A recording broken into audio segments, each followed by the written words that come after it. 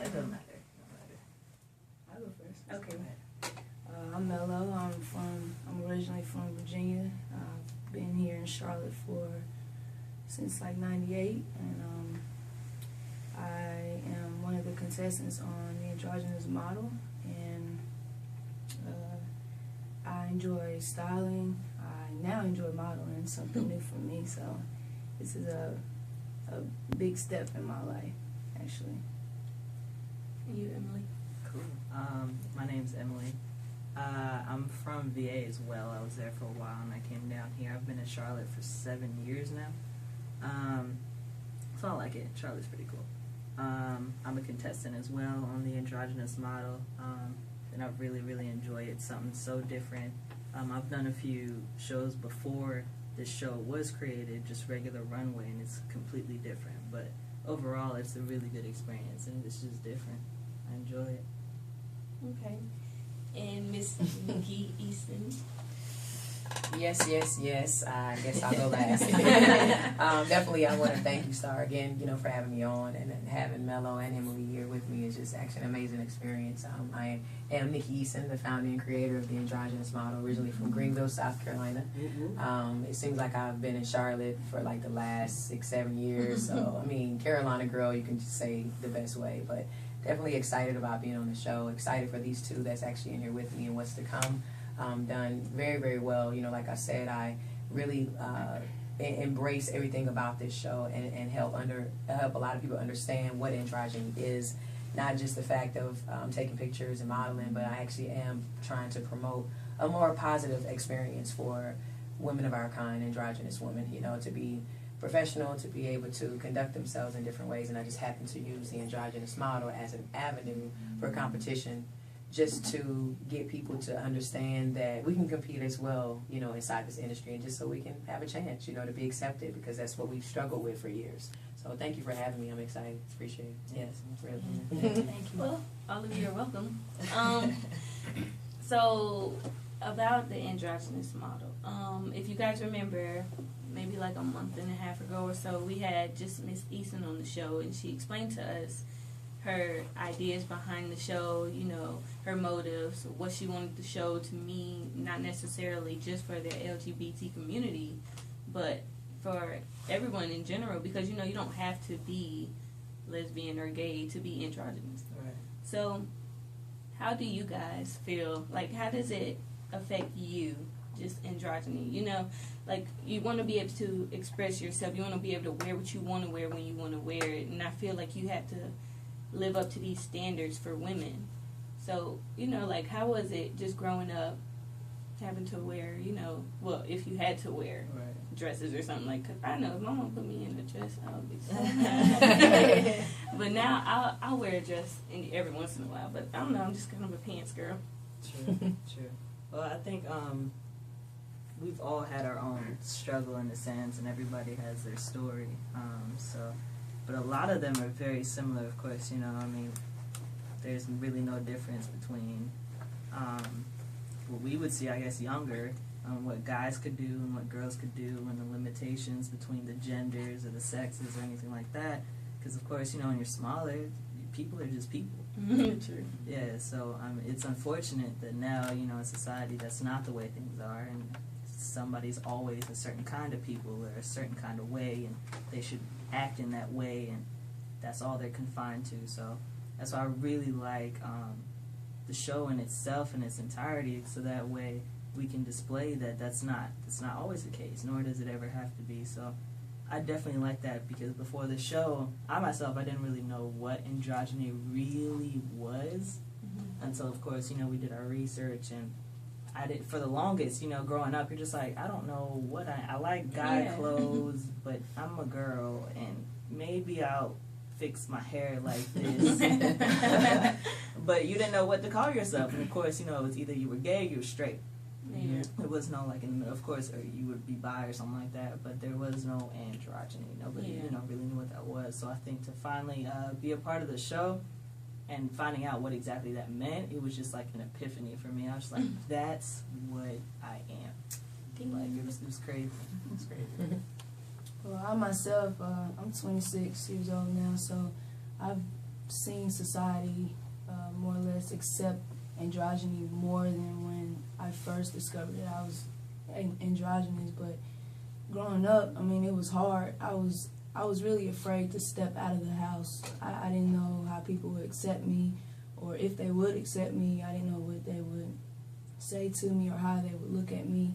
And I mean, just to keep it real, I was afraid. I was afraid to be myself. But the more I stepped out and started realizing, this is who I am, and I mean, if you don't like it, then that's you. I started to feel more comfortable within myself. So when this show was presented, I was actually able to really find out what androgynous really was. I didn't know there was even a word for it. So, I myself learned, just like the rest of the world learned, what it was. And just being a part of this show, I've grown, I've learned, and I'm just thankful that I'm able to help other people grow and learn too. By the way, y'all give really good answers. Y'all elaborate. You don't just say, well, right. I wanted to dress like a boy. What? Because you have some people, I will ask them a good question. Right. And then just give me this blank answer. And I'm just like, one word. Yeah, thanks. But, so how is it, okay, for people who may not know, DJ Melo and I served in the 5th episode where the girls had to do insanity workout. And if you guys don't know what that is, it's like crazy with Sean T. Like, he don't play. So the girls had to do the insanity workout, and like throughout the workout, they would like stop and have to pose or stop and answer some questions. Like, I remember me and Melo sitting there like, oh God, like I would have been mad.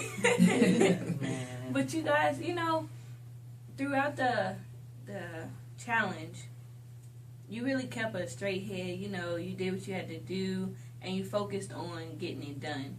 There wasn't really too much negativity. Because, some people, if they're in an uncomfortable situation, they begin to act negatively towards other people around them, and that's not helping anything. Right. So, I don't know, throughout the episode, I just liked how you guys stayed calm, for one, and you just got it done, and you did it well at that. So, I just commend you guys on that. If you guys haven't seen the episodes, where can they find them, Miss Eason? There's a couple of ways you can find it. Of course, on YouTube. That's actually where it was first released, on YouTube. We actually have a YouTube channel, The Androgynous Model. Or you can type in Nikki Eason on YouTube, and it can come up as well. I actually just got another site that you can look at all the videos as well in a one-stop shop. I definitely want to give a thank you to Leslie Rawls for creating the page at www.androgynousmodelvideos.com, theandrogynousmodelvideos.com. It's actually through View Tracker, where you can upload all the videos, and all episodes are up there, right now for you to view, like 1 through 6. It may be a little bit easier, but you can find it on YouTube and any other information. You can follow us on Facebook, on Twitter, and our, personal pages as well. We talk about the show all the time. And it's so funny that you were speaking about episode 5, because when you guys watch it, I want you to look at their faces. Look at their faces when I say that, hey, you guys have your makeup on, you look glamorous and everything, but you're gonna do an insanity workout before you do your photo shoot. And when I go back through it, I remember Emily's face. Oh my God. I remember Melo's face. Melo was just like,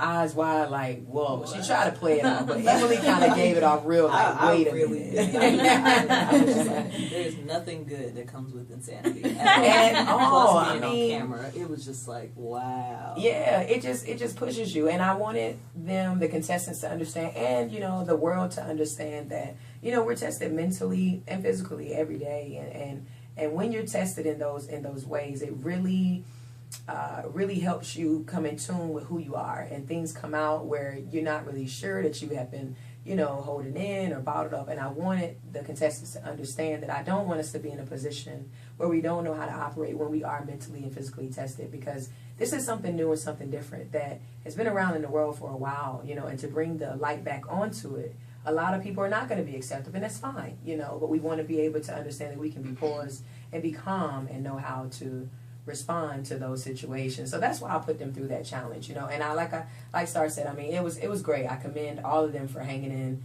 tough, you know, in there. But I just believe, you know, working out is a great stress reliever. I've been through insanity twice, and every time I do it, I'm just like, you know, I feel good, but the process through it.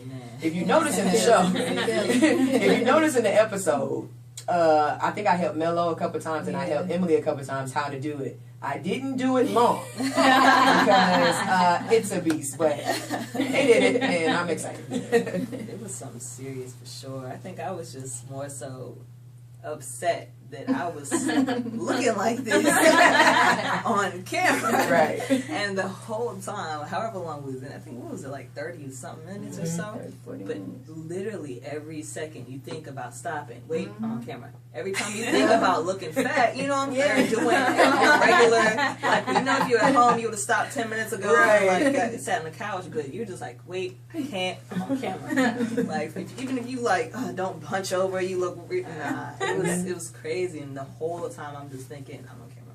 They're watching. Somebody's watching. I'm on camera. Man, I just did that. I'm on camera. And it's crazy, but I think that definitely helped because I know if I wasn't on camera, I definitely would have stopped a while ago. Yeah. So in a sense, it really did help, you know, to know that there's people out there looking, and it also definitely helped. Just overall, somebody's always watching. Yeah. Always, whether you know it or not, immediately in the future, but someone's always watching, will be watching. And I think that definitely, to have that in your mind, definitely puts into play how you act on things and react and handle situations. Yeah, I definitely, when I found out what the competition was, what the challenge was, I was like, man, because I have the insanity at home. And I'm like, I knew I should have started it. I should have been practicing. Right. But yeah, it was definitely a challenge for me. I thought about stopping a few times too myself, but I knew that if we, you know, amped each other up, that we could all keep going at the same time, at the same pace. So I'm definitely proud of Emily and Sarah and Tarina for putting their all into it. You know, it was definitely I think that's one of my favorite episodes actually, because it showed Also teamwork, I think, it out of all showed, the episodes that we did. So it definitely showed different aspects of each other, you know, our weaknesses, our strengths. So I definitely enjoyed that day. That's what's up. So, where do you guys plan to take this experience? You know, like, obviously only one person can be the androgynous model. But that doesn't mean, you know, that it has to stop there. Because through this experience, you guys can gain, you know, exposure, opportunities. So, what do you hope to get out of it the most? that's a good question. That's a good question. I think out of everything, I mean, I knew from day one that I really wanted to do it for the experience. To be able to say that to be a part of it is just something completely different. And for it to be in Charlotte, number one, because Charlotte isn't, you know, a major city yet, but it is very largely growing. And to be able to say that this started in Charlotte, North Carolina, Right. and to be in the first season, I just knew that alone, that was all motivation I needed. And I was just like, wow, that's a huge motive right then and there. So that was pretty much it.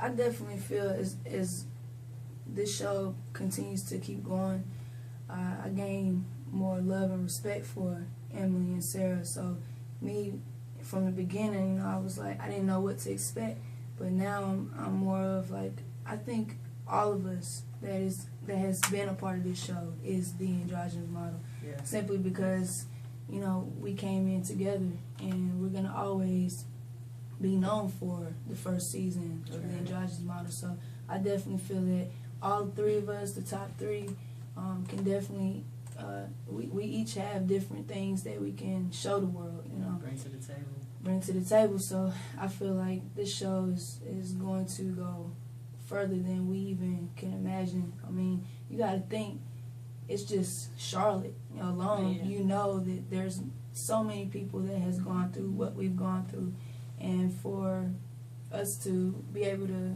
get on YouTube and show everybody, you know, there's people in California that's gone through this, people in China that's gone through this. So I feel like Nikki is onto something great with this show. I definitely feel that way.